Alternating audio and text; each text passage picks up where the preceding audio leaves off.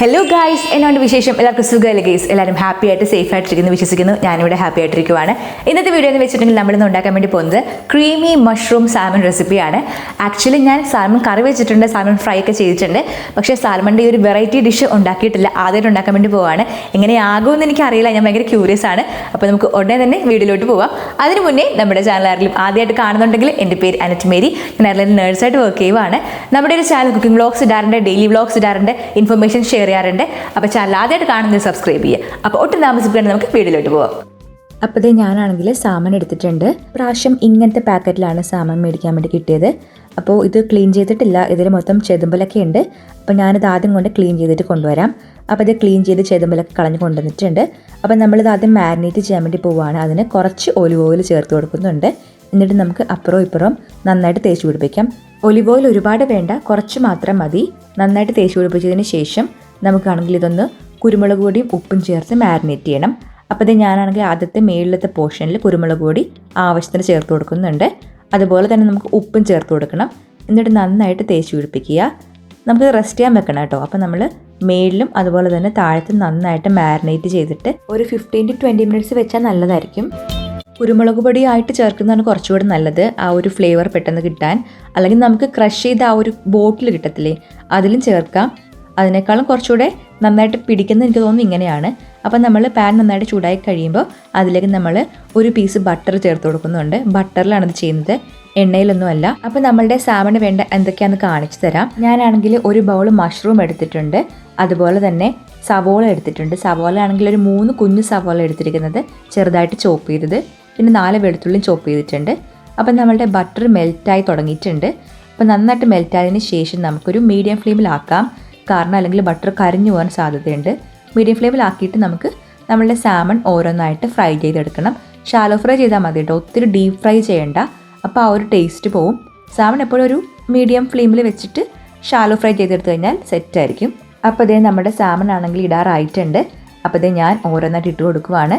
അപ്പോൾ മീഡിയം ഫ്ലെയിമിലാക്കിയില്ലെന്നുണ്ടെങ്കിൽ കരിഞ്ഞു പോകും കേട്ടോ ബട്ടർ, അപ്പോൾ അതൊന്ന് ശ്രദ്ധിക്കണം.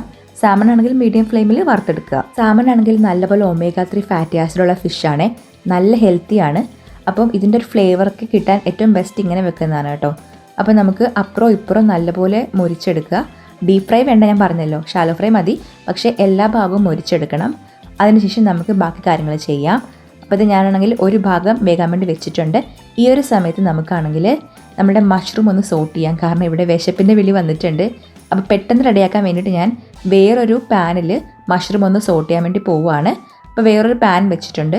അത് നന്നായിട്ട് ചൂടായി കഴിയുമ്പോൾ നമുക്കതിലേക്ക് ബട്ടർ ചേർത്ത് കൊടുക്കാം. ഞാൻ നേരത്തെ ചേർത്ത ബട്ടറിൻ്റെ കുറച്ച് മാറ്റിയിട്ടുണ്ടായിരുന്നു. അപ്പോൾ ആ ഒരു ബട്ടറിലാണ് ഞാൻ നമ്മുടെ മഷ്റൂം ആണെങ്കിൽ സോട്ട് ചെയ്യാൻ വേണ്ടി പോകുന്നത്. അപ്പോൾ ഓൾറെഡി നമ്മളുടെ മഷ്റൂമിൽ നിന്ന് വെള്ളം ഇറങ്ങും കേട്ടോ ചൂട് കയറുമ്പോൾ. അപ്പോൾ ഇത് സാമണിൻ്റെ ഒരു ഭാഗം ആയിട്ടുണ്ട്.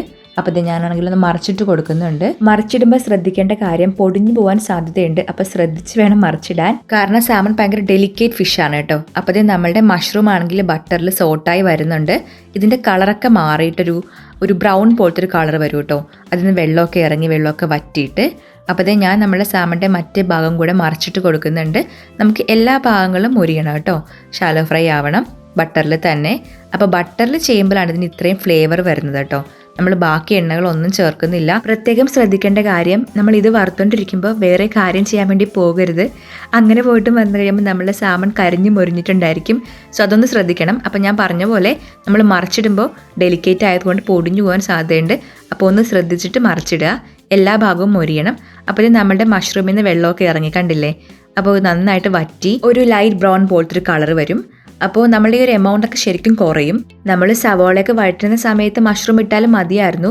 അതായത് നമ്മൾ ഇങ്ങനെ ചെയ്യണമെന്നില്ല, ഇവിടെ വിശപ്പിൻ്റെ വിളി കൂടുതലായതുകൊണ്ടാണ് ഞാൻ ആദ്യം മഷ്റൂം ചെയ്ത് മാറ്റുന്നത്. നമുക്ക് വേണമെന്നുണ്ടെങ്കിൽ മീൻ ഫ്രൈ ചെയ്ത് കഴിയുമ്പോൾ ആ ഒരു ബട്ടറിൽ ആദ്യം മഷ്റൂം സോട്ട് ചെയ്തതിന് ശേഷം പിന്നെ നമുക്ക് സവോളയൊക്കെ ഇട്ട് സോട്ട് ചെയ്താൽ മതിയായിരിക്കും. അപ്പോൾ ഞാൻ ഇങ്ങനെ ചെയ്തെന്നേ ഉള്ളൂ കേട്ടോ, ഇങ്ങനെ തന്നെ ചെയ്യണമെന്നില്ല, അങ്ങനെയും ചെയ്യാം. അപ്പോൾ ഇത് നമ്മുടെ മഷ്റൂം സോട്ടായിട്ട് വന്നിട്ടുണ്ട്. അപ്പോൾ ഇത് ഞാൻ മീനെല്ലാം മാറ്റിയിട്ടുണ്ട്, ഒരു പ്ലേറ്റിൽ ടിഷ്യൂ പേപ്പർ വിരിച്ച് മാറ്റിയിട്ടുണ്ട്. ഇനി നമുക്കിതിലേക്ക് വെളുത്തുള്ളിയും അതുപോലെ തന്നെ സവോളയും ചേർത്ത് കൊടുക്കാം. എന്നിട്ട് നന്നായിട്ട് വഴറ്റണം കേട്ടോ. ഈ ഒരു സമയത്ത് മീഡിയം ഫ്ലെയിം തന്നെ മതി. നമുക്ക് സവോള ഇട്ടതിന് ശേഷം കുറച്ചൊന്ന് തീ കൂട്ടി കൊടുത്താലും കുഴപ്പമില്ല. അല്പം ഉപ്പും കൂടെ ചേർക്കാം, പെട്ടെന്ന് വഴന്ന് കിട്ടാൻ വേണ്ടിയിട്ട്.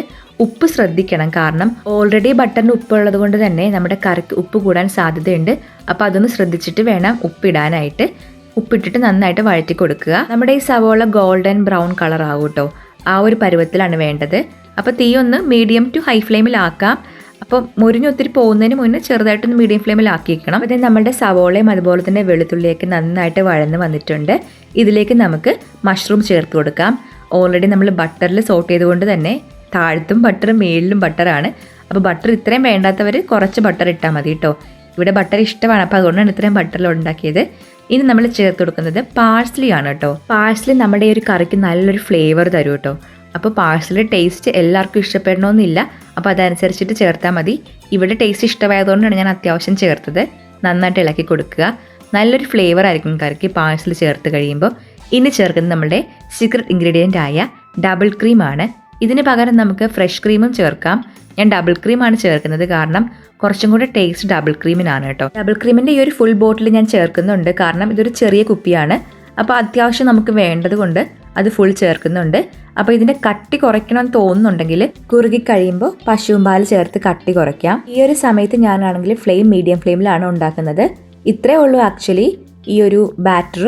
ഇനി നമ്മുടെ ഈ ഒരു ബാറ്ററിലേക്ക് നമ്മൾ അത്യാവശ്യം ഒന്ന് ലേശം കുറുകി കഴിയുമ്പോൾ നമ്മൾ വറുത്ത് വെച്ചിരിക്കുന്ന സാമൺ ഓരോന്നായിട്ട് ചേർത്ത് കൊടുക്കാം. കുരുമുളക് പൊടി വേണമെങ്കിൽ ഈ ഒരു സ്റ്റേജിൽ ആവശ്യത്തിന് ചേർത്ത് കൊടുക്കാം.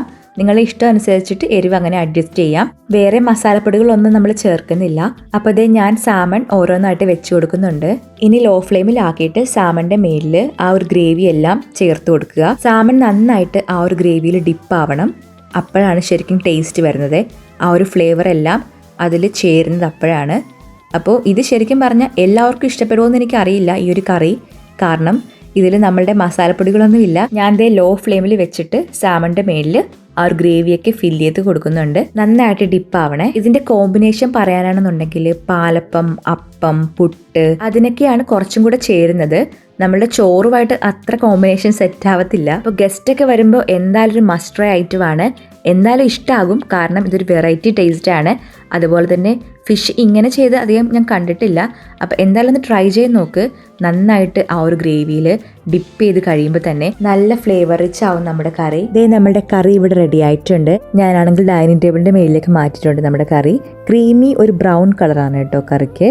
പിന്നെ ലഞ്ചിന് എന്തൊക്കെ ഉണ്ടാക്കിയെന്ന് കാണിച്ചു തരാം. നമുക്കാണെങ്കിൽ ചോറുണ്ട്, മോരുണ്ട്, ബീൻസ് തോരനുണ്ട്, പപ്പടമുണ്ട്. പിന്നെ ഞാനാണെങ്കിൽ ടോട്ടിയാണ് കഴിക്കുന്നത്. ചോറ് കഴിച്ചിട്ട് ഒരുപാട് നാളായി. അപ്പോൾ ഇതൊക്കെയാണ് നമുക്ക് ലഞ്ചിനുണ്ടായിരുന്നത്. അപ്പോൾ ഞാൻ നമ്മുടെ സാമൺ കഴിച്ചിട്ട് എങ്ങനെയുണ്ടെന്ന് പറയാം ടേസ്റ്റ് നോക്കിയിട്ട്. ഞാനാണെങ്കിൽ ടോട്ടിയുടെ മേലിൽ കുറച്ച് കറി വെച്ചിട്ടുണ്ട്. പിന്നെ ആ ഒരു സാമണും ആ ഒരു ക്രീമി ഗ്രേവിയും കൂടെ ചേർത്തിട്ട് കഴിക്കാൻ വേണ്ടിയിട്ട് പോവുകയാണ്. ട്രൈ ചെയ്യട്ടെ.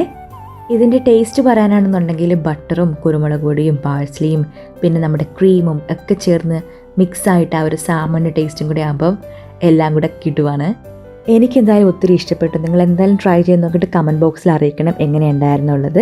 ശരിക്കും വേർത്തായി പോയി ഉണ്ടാക്കിയത്. അപ്പോൾ ഗൈസ്, അതായിരുന്നു വീഡിയോ എല്ലാവർക്കും ഇഷ്ടപ്പെട്ടെന്ന് വിചാരിക്കുന്നു. ഇഷ്ടപ്പെട്ടാൽ പ്ലീസ് ലൈക്ക് ആൻഡ് ഷെയർ ചെയ്യുക, സബ്സ്ക്രൈബ് ചെയ്യുക, സൈൽക്കാൻ ബെല്ലേക്കും ടപ്പ് ചെയ്തടിച്ചു കൊടുക്കുക. പിന്നെ നിങ്ങളുടെ ഫ്രണ്ട്സിനും ഫാമിലീസ് റിലേറ്റീവ്സിനൊക്കെ ഇങ്ങനെ കുട്ടി ചാനൽ എന്ന കാര്യം ഒന്ന് ഷെയർ ചെയ്ത് കൊടുത്തേക്കണം. അപ്പോൾ കിടിലം വീഡിയോ ആയിട്ട് വീണ്ടും കാണാം. അതുവരേക്കും Tata, take care, and this അന്നു സൈനിങ് ഓഫ്.